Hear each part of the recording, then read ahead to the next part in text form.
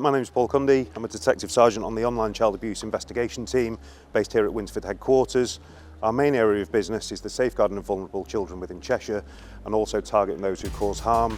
In particular, we investigate the possession, making and distributing of indecent images of children. I'd say the most satisfying part of the job for me is to know that I'm making a real difference in Cheshire. We are arresting paedophiles every day. We're putting stringent conditions on them while the investigation takes place, and we're getting really good charge decisions that are then going before the courts for the courts to deal with. In 2025 alone, we received 752 referrals, we safeguarded 480 children, and we took positive action against 252 suspects. I feel proud when people ask me what department I work on, because I know that a lot of people respect the work that we do. Even though it's not a particularly nice thing to think about, it's really necessary, and we've got a really good team here that are doing the hard work every day to ensure that the children of Cheshire are safe. So day to day, the detective constables in this unit are exposed to some quite extreme images which can be of distressing nature. It's not that they're looking at those all the time. A lot of their work is around case files and liaising with partner agencies such as CPS, educational establishments and social services. The main focus is the safeguarding of victims and ensuring that we're doing everything that we can to bring perpetrators to justice. And my role as a detective sergeant is to review workloads of the staff, and I go on between 1 and 2 warrants a week with my staff to target addresses.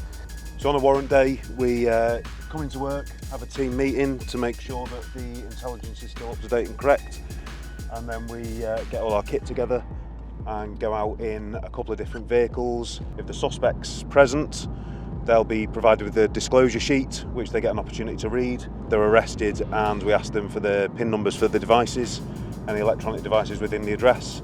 They're then taken to custody by 2 of our officers, and I would remain at the address with an exhibits officer and await the attendance of the LSOs, which are the licensed search officers, and also the digital forensics team. Their primary role for the search officers is to search for any other devices that haven't been voluntarily handed over to us, and the digital forensics team will then triage devices at the address. The reason that that's done is so that we're only taking devices that are relevant to the suspect and to the investigation. So in our warrants we seize all types of devices, primarily mobile phones, because mobile phones these days are like mini computers, you can access anything on them. And we do find things stored in strange places.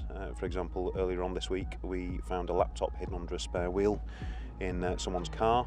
So my advice to parents out there would be that if your child has a smartphone, that you're really intrusive with that technology, that you take the time to discuss with your child how they could be targeted by adults and also their own peers, and have a look at their phone. Have a look at what they're Googling, what they're searching for on the internet, what messages they're getting from people. Are they being pressured to send images of themselves to other people, and how are they actually feeling about what's going on? And we need parents to be aware of that and to take steps to safeguard their own children and report any concerns to us so that we can take action.